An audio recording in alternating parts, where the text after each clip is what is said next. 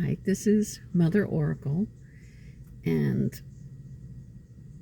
I guess what I want to tell you is that this is the first of my natural habitats. I spend a lot of time in my car waiting for my daughter. I have been driving her to different events for school, driving her to school, driving her to college. She doesn't have a driver's license yet.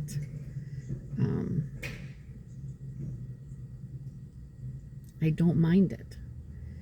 I know a lot of people would be like, why are you doing this?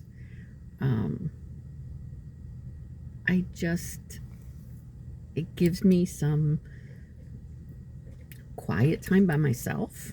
It gives me time to think. It gives me time to write. I guess my whole life I've enjoyed writing. I used to write poetry when I was a teenager, and I would sit at my little corner desk, and I always wanted, I had a white corner desk, and so my whole adult life I always wanted that white corner desk again, and I actually have it now, but I find that as of yet I have not started writing at it. Maybe because I worked so many years as a secretary that sitting at a desk to me is work now.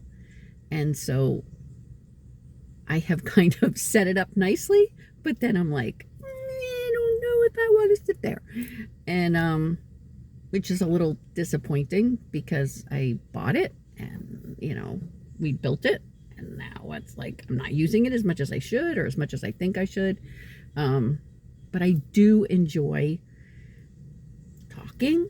I do enjoy writing, but I enjoy writing in my car. I enjoy sitting weirdly in nature. I know that might not seem like I'm in nature, but I am. I roll down my windows. Sometimes I open my door. Sometimes I'll walk out and go sit on a bench or at a table in a park. But a lot of times it's just here in my car writing on my little composition notebooks. And then I'll take those and type them into my computer. And I've been trying to write a book for probably, I would say 30 years now. I have over 100 poems, I believe. And a lot of that is from when I was a teenager and when my other kids were little, that I wrote poems every once in a while. But just writing about my life has been a big part of what I do in the car. Writing about my feelings, talking about what's going on with everybody. And you'll learn as I share, I guess,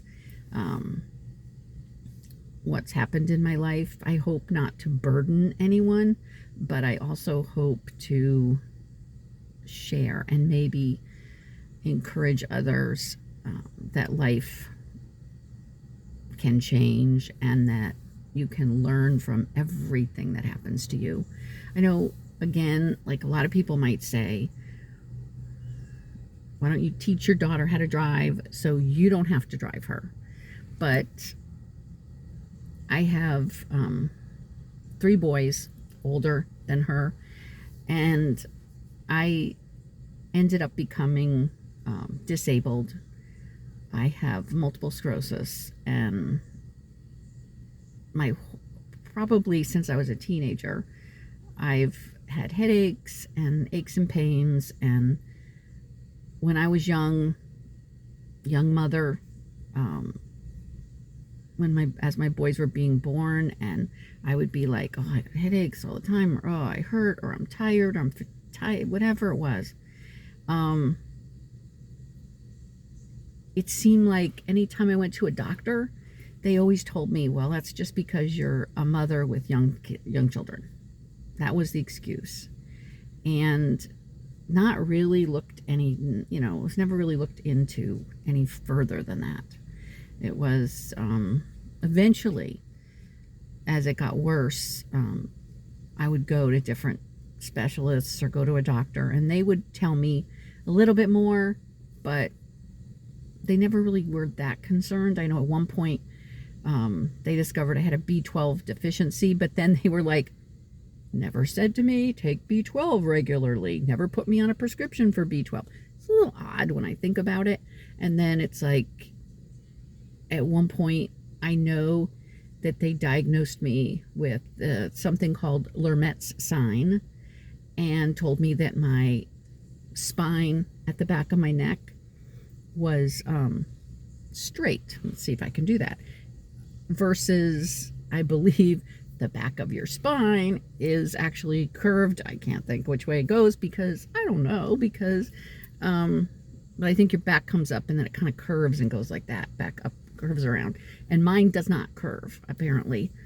But I was told that the things I was explaining, this electrical shock sensation that I get every once in a while, was Lermet's sign. Well, they never really explained what that was. Like, nobody really explained to me that that is a precursor to MS.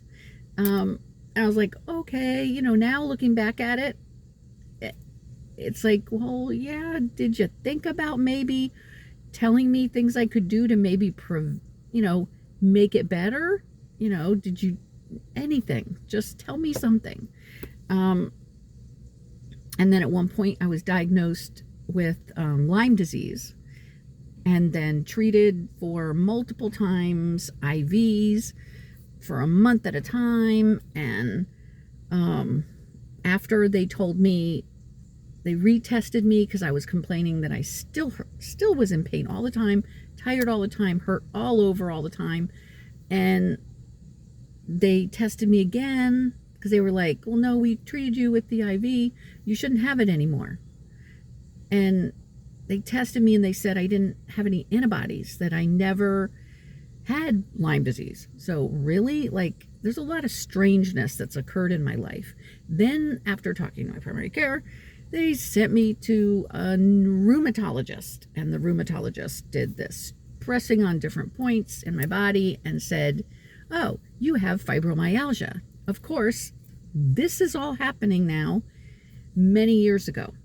And doctors, I would go to my primary care then and say, well, I have fibromyalgia. And I would go to other doctors, whatever, looking for help. It doesn't exist. It's just something they made up. There is no really such thing called fibromyalgia. It just means that you're tired. You just, it's just an overarching thing. It's not really anything. I was like, what? Like, again, doctors didn't believe it. They didn't believe me. I think I've had a lot of prejudice when it comes to being a woman and going to a doctor's office and just being told that there's really nothing wrong with you, that that's just part of, you're working full time, you have kids, you have 4 kids, you're working full time, blah, blah, blah. It's just what it is, just the way life is. And I'm like thinking, really, that wasn't very fair. And I remember my husband now, we'll go into that later. I've been married 3 times. But my husband now, he basically would go to a doctor's office and say, oh, well, I kind of want to, I've been feeling more tired, blah, blah, blah. And they'd be like, okay, well, let's run this battery of tests. I would say the same thing. And they'd be like, okay, well, it's just because you're a woman and this is the way it is. They never would do tests. They never would test hormones. They never would test anything for me. They would just, that's the way it is. But needless to say, eventually my body did react. My body did something major. And I guess I wasn't going to explain it in this video, but I guess I will, because that's the way I'm going. I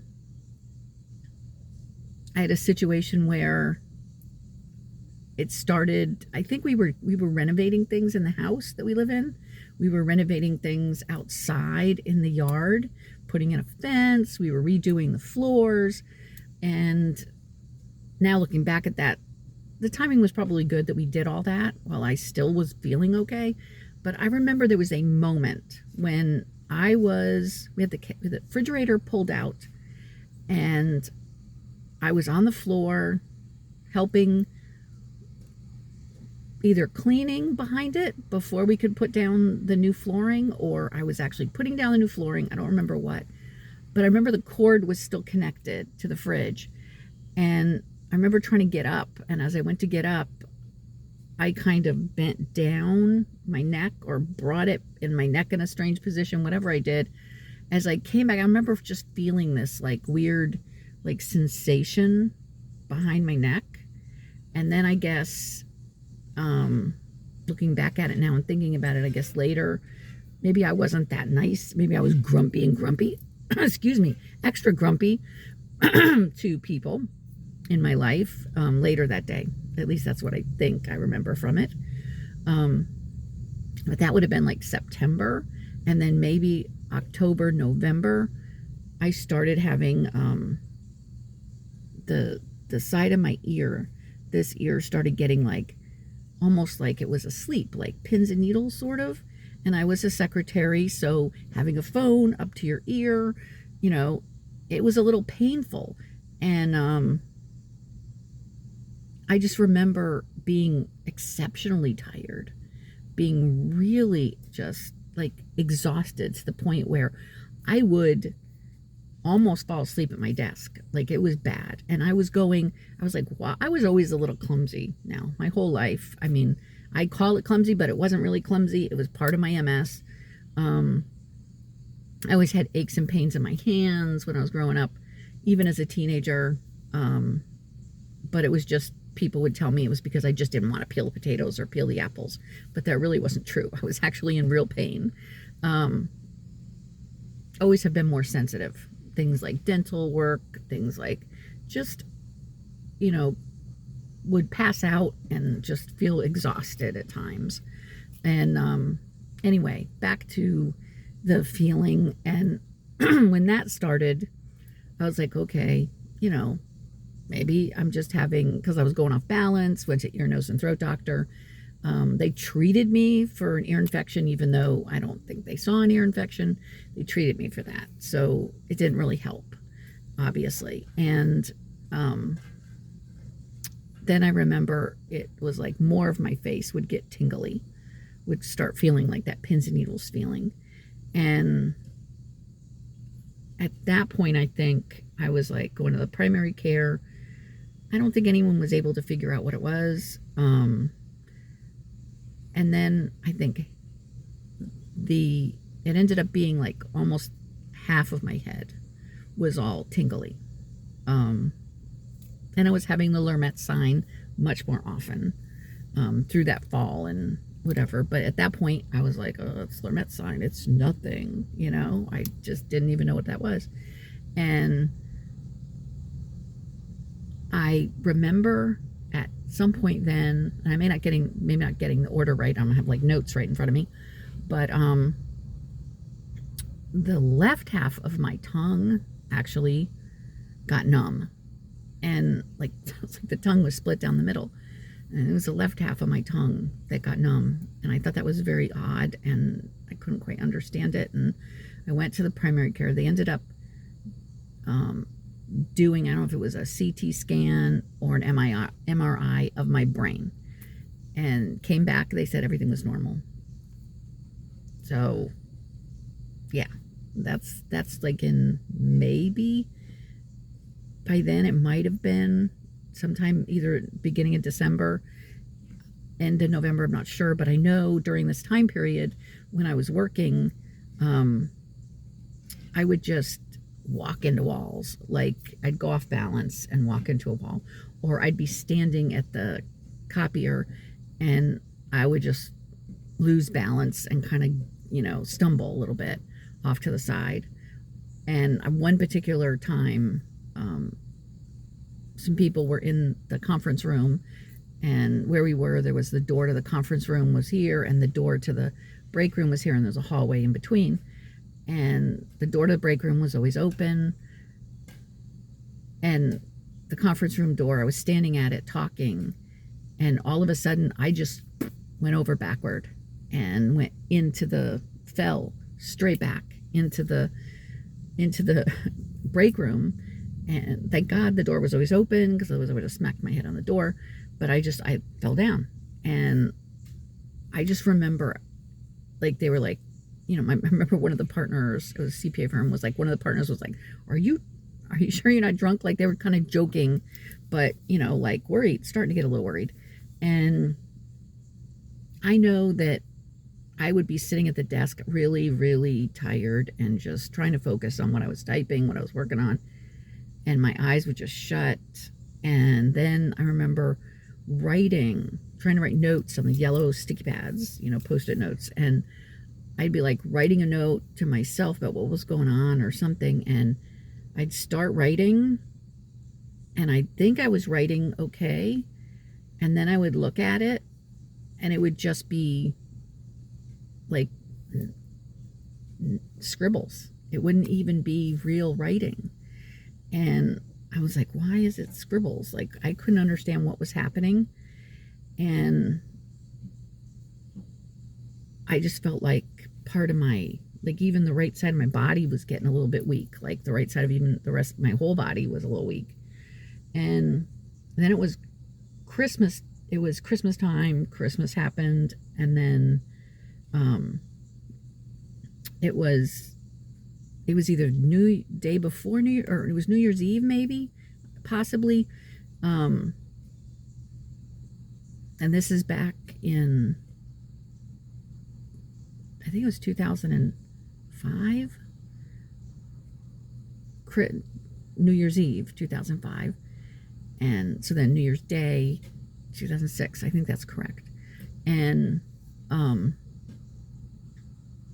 basically, this eye, I woke up and I started feeling like I was getting like double vision. And so I just tried to nap as much as possible. I tried to keep my eyes shut and thought, like, oh, it'll just go away. I must be just really tired. And it's possible, I don't really remember it, but it's possible before that, when I would get really tired, that my vision would get blurry, and I just, was not connecting any of it together. But I remember looking at the television and realizing that if I'd shut this eye, that I was okay, I could see. But if I had this eye open, I was seeing double. And the image, like the blurriness, was starting to go from blurriness to double vision, where by the time, I think it was my oldest son, because my husband had to go to work, so I didn't want to wake him up. By the time my oldest son took me to the hospital, to the emergency room, I was seeing one image. This is the regular image of the world, and then I was getting another image like this of the exact same thing, boom, like that. And it's very confusing, because it's like, if I would open my eyes while we were driving down the road, I was seeing two roads like that. So you don't know which road's right, which road is the real road, and which road is the wrong road. Like, I don't know, it was really hard. And my son took me to the emergency room. They thought I was having a mini stroke because of having the stuff on the right side of my body and being very weak and everything. And so they ended up keeping me and put me into the hospital. And they did all kinds of tests on my heart. They did tests. They checked for lots of things. They thought it was heart related, or they thought it was stroke related. So they did all that. And all of that came back fine. And they knew that I was having this eye. Ended up, of course, I hadn't looked at my eye, but this eye apparently was turned, not looking straight ahead. It was looking that direction. And so it was facing that direction, and it was completely dilated. So it was like it would be if you were in the dark, no matter what time of day, no matter whether you're in the light or not. And it was fixed. It was just over there, facing that direction. And so they brought in an eye doctor. They brought in a neurologist. They brought in an eye doctor. It ended up the eye doctor is the one who suggested that it could be multiple sclerosis. And it could be that it's affecting the optic nerve. And so that's what it was. And so they ended up putting a patch over my eye. They did send me home with the patch and sent me to go on to the neurologist, which ultimately they ended up doing spinal tap. They ended up doing spinal tap. Am I saying that right? I'm not sure.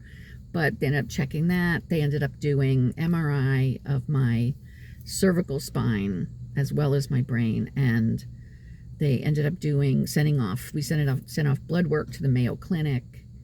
And everything combined came back with positive for MS and for multiple sclerosis. And so finally I had a diagnosis, and it took 6 months for my eye to, with the patch on, took 6 months for my eye to recover. Thank God for my mother-in-law. She came and helped out and drove me to doctor's appointments, took care of my daughter, helped out with my daughter. And it was hard, but I will say that I thank God that, you know, I had the right insurance, that I had short-term, long-term disability, and I ended up being able, and after a year and a half of not working, I ended up being put on, you know, full-time disability with Social Security disability, which got approved. I don't know if it got approved the first time, but it got approved. Then it got approved. And, you know, I know it's hard. It really is. It's like, and I know there's a lot of people worse off than I am. I know, I mean, I started off with barely being able to walk. I was using a walker with a seat, and to this day, there's times when, you know, we might go to an amusement park, and I'm like, I need to get a wheelchair, you guys, because I can't do it. And so it just depends on the day. I have a cane, right? Actually, you can see the cane right there in the video. So I have a cane with me all the time, you know, whenever I go anywhere. And I always use the carts in the grocery store, so I can hold on to it. So if I'm walking around for a long time, you know, and then again, I got my husband. If he's with me, you know, I'll hang on to him. Even like we've gone with my daughter, we've gone to the beach, and I will be like, I don't know about going in the waves because it'll, you know, I'll go off balance. And so even when I've tried to walk in just a little bit into the ocean, I'm like hanging on to her because I don't trust that I'm myself with this shifting sand and the water and all that stuff. And I know I'm kind of going off on a tangent here about MS, but I guess what I'm trying to say is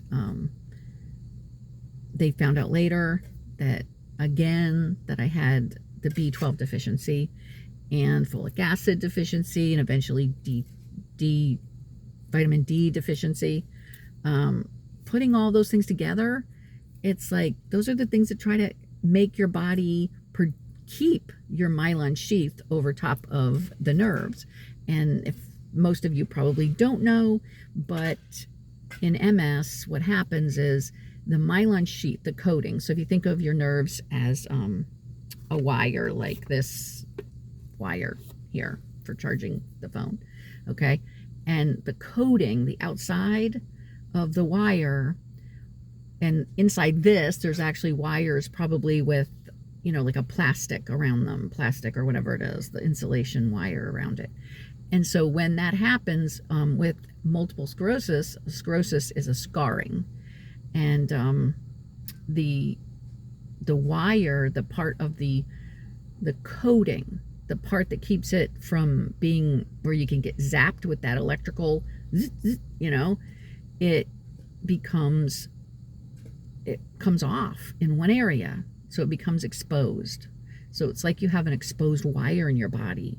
You have exposed nerves, and those exposed nerves are zapping you and causing you to be in pain and causing you to have like sensations that aren't normal, you know.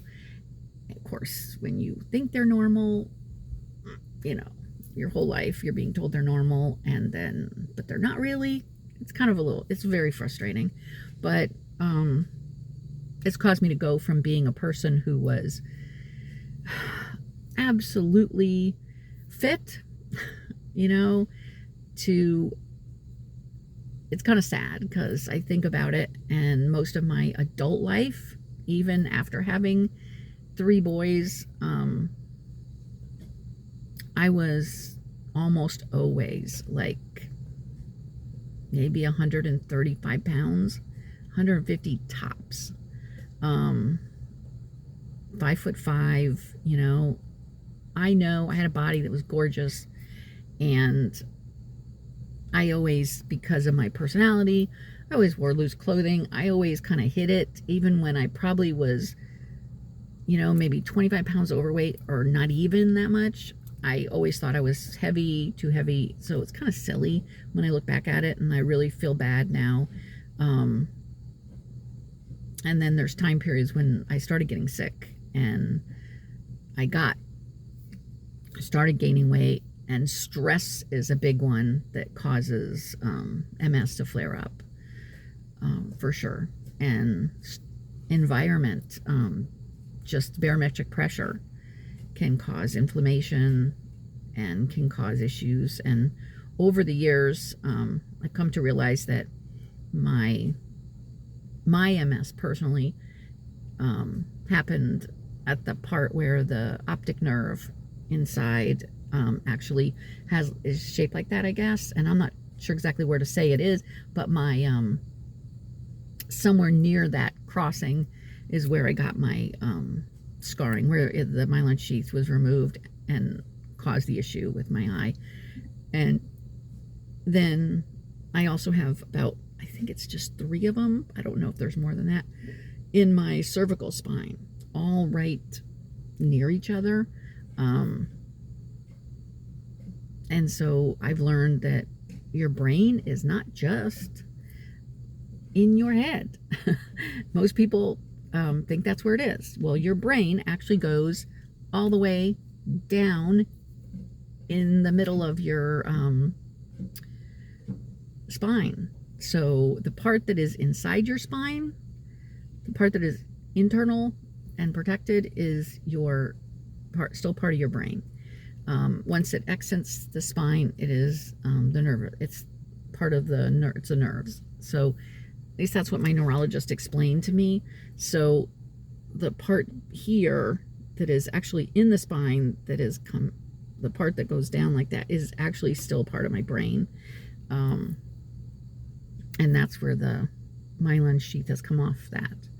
Those nerves, in certain areas, it's like this side, this side, this side. I don't know. It's come off in 3 different areas at least, and causes scarring, and you know, it'll cause multiple issues like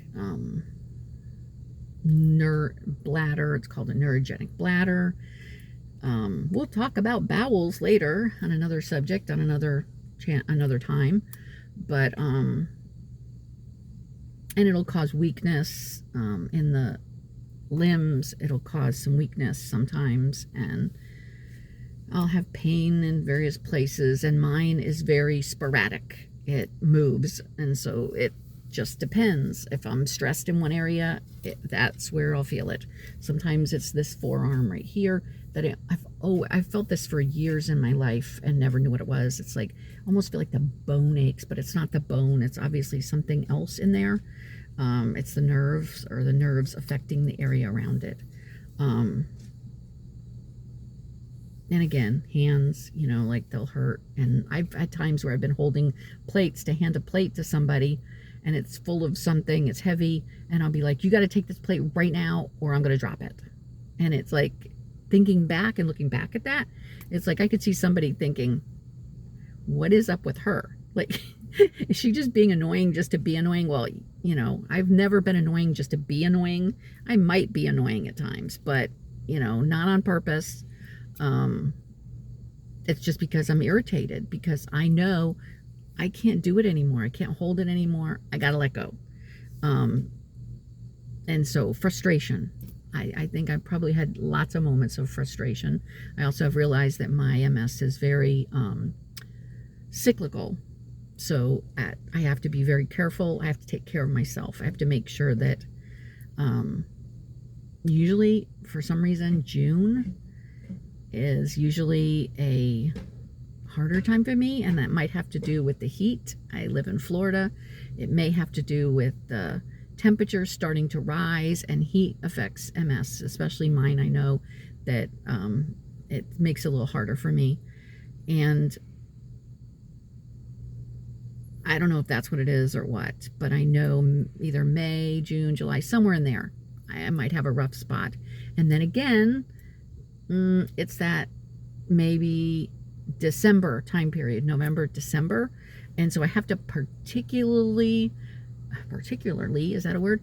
I'm sure it is, but I have to make sure that I am taking care of myself, that I am not overdoing it, that I am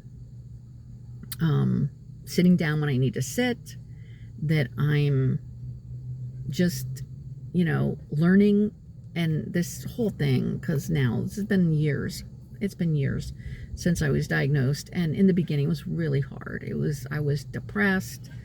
It was really, really hard to go from somebody who, you know, loved doing things and was active all the time and worked overtime, and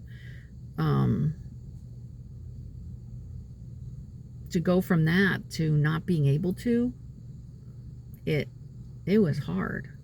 And, you know, thinking, am I just going to get worse? Am I ever going to get better? And I have the type of MS that's relapsing, and basically means that it comes and goes. Sometimes it's worse, sometimes it kind of calms down. And I tried different medications, I tried shots, different, I think it's called beta serons. I tried different ones, and it just wasn't for me. I mean, they would give me a medication that you'd give a shot, and basically you'd have the shot, you'd feel like you have the flu for a whole day, and then you'd skip a day and take the shot the next day and feel like you have the flu the next day. So thinking about what we've all been going through with this virus that's just been going around for a couple of years now, and a lot of you may have had it or have had the flu and know what that feels like. So just imagine if every other day you felt that way, and then there was a next shot that changed it. So it was every 3 days I felt like that. So really, it was like my quality of life, it seemed like, was worse with the shot than it was without it. It didn't really make any sense to me. But eventually, I got on I'm on pills right now that I take, and twice a day, a pill twice a day. And so it's actually been really good. It's kept me more stable, less flare-ups, and it's a lot easier to deal with because I'm not having that flu-like illness, flu-like symptoms, I would say. Now the major thing that occurs with this pill is just if I don't take it in the middle of a meal where I've had some food at the beginning and some food at the end, if I don't take it then and I eat too little or something while I'm taking it, I end up getting what's called flushing, and I end up where my face will turn red, maybe my chest, and my arms will turn red. Those are the blood, I guess. I don't think that's what it's called. And that's probably the worst of the side effects that I have from it at this point. But back to the sitting in the car, which is what started this whole thing. My daughter, I think, was in 3rd grade when I was diagnosed. And so that was what, So 2006, it's now 2022. So was that 16? Wait, am I saying that right? Yeah, 16 years, I think. So maybe she was 10. Maybe she was in, I'm not sure exactly what grade she was in. But, so let's say she was probably 9 or 10. I'm not sure when I first got sick. And, you know, I look at it as eventually I got my ability to drive back because I could see my eye came back. And, but yet I wasn't able to work, you know, I wasn't able to go back to work because I was still, you know, just not fully there yet, and still not fully there yet. And it's just, you know, it's like the one thing I would say that's happened that I feel like has been a blessing, and there's multiple things that have been a blessing, but it's the ability that I've had to be at home with her and the ability to drive her places, which, you know, can be a plus, can be a minus. Some people think it's a real minus because, you know, I'm driving her places and not forcing her to drive herself. But I have time with her in the car. I have, you know, we're able to have that connection. And I wouldn't have had that otherwise. I'd be off working and I'd be, you know, probably working overtime. And I'd be exhausted when I'd come home. And I would be laying down and taking a nap. And so I wouldn't have had this time with her. And, you know, maybe it would have gotten her to drive quicker. It would have definitely gotten her to drive quicker. But now it's like I'm trying to get her to understand, because I'm getting older and because, you know, I have days when I just am really exhausted, that I need her to be driving so that I can stay home and she can go, you know, she can go by herself and she can become who she's supposed to be. But I can't say that I'm unhappy. I can't. I have done the best with what I have been given, and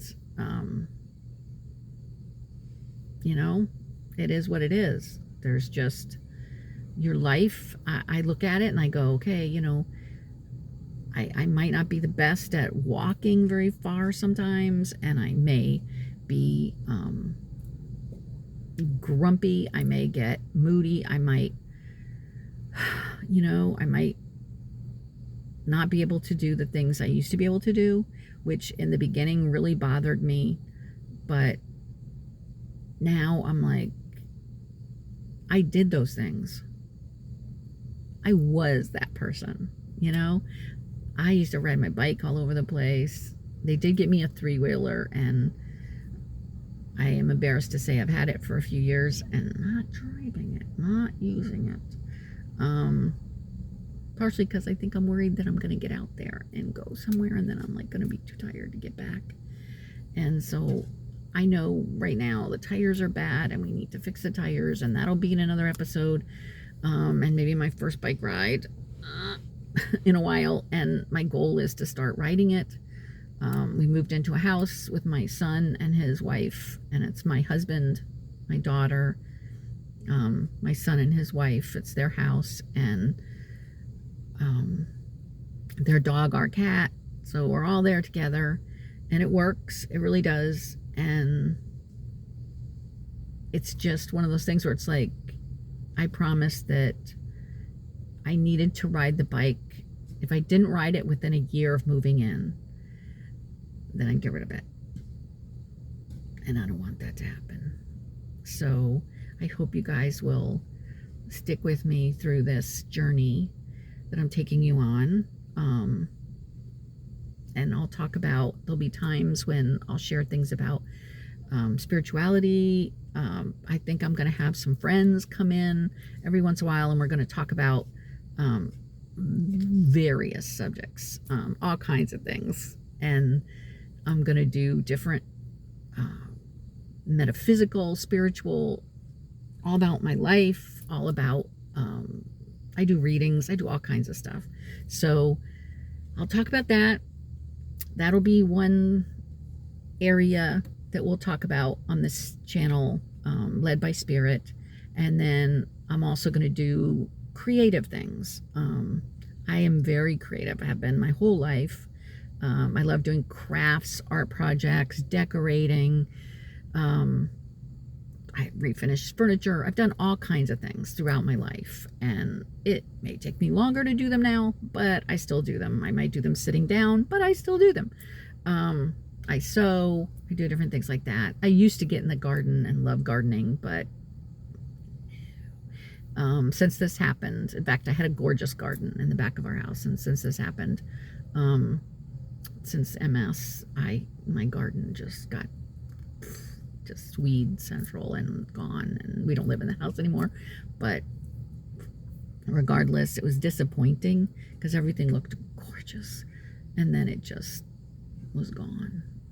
You know, by the time we moved out, it was gone, and it's just heartbreaking. But I can't do that anymore. I can't go out and sit in the heat in the summer and pull weeds and do stuff like that. But anyway, and I'm getting off on weird tangents, but part of it will be make do. It'll be the creative things that I like to do, and I'll share with you my process, my thinking process, because I don't want to just share like, this is how you do it, and this is how you do it perfectly, because I am not doing things perfectly all the time, especially not the first time. I'll sew something and then I have to rip it back out because I might not have sewn it right. I'll do something, I might have to fix it, might have to paint something more than one time. So just know that it's always okay, no matter what. It's just the fact that just doing something, just being creative, it works your mind, works all those and synapses and nerves up there and all those different connections. So it's good for me. It's good for my MS. It keeps me a little bit active. Again, I said we have the universal. I'm really trying to get myself a little seat so that maybe I don't have to get a wheelchair all the time, and I can take this little collapsible seat. I'm trying to order. I'm going to order it this Friday from Amazon, and hopefully I can take that into the parks and be able to sit when I need to, whether I'm in a line, because that's one of the hardest things for me is standing. If I'm moving, I'll move for a while and then I need to sit, right? But if I'm standing still for some reason, I will begin to feel weak. I'll feel like I'm gonna fall, or I'm gonna give out. And so waiting in lines is really tough. So I'm hoping this little seat will come in handy for those situations too, so I don't have to always rent a wheelchair, because I'd like to get stronger. I'd like to lose some weight. I know I'm 63. I know that I'm never going to look like I did again when I was 30. I know that. I don't want to. I have no desire to be that gorgeous hot woman that I was. All I want to do is be healthy. All I want to do is stick around and be able to have some form of physical activity. I want to have some better health. I want to keep my body alive and going as long as possible, so I can help people, so I can be here for my family, so I can enjoy my life as I get older. And I intend to get older. So my goal is stick around till at least I'm 100. That's my goal. But you know, that's it. I'm gonna wrap this up. I know it's probably really too long, but I just wanted you guys to know who I am. I don't really want to talk about MS. I don't want to talk about it. Not who I am. It's just a condition. It's like being, having gray hair or being a certain age. And it doesn't define everything about me. It's just one aspect. And so it'll be there. It just comes along for the ride. And it's not something that,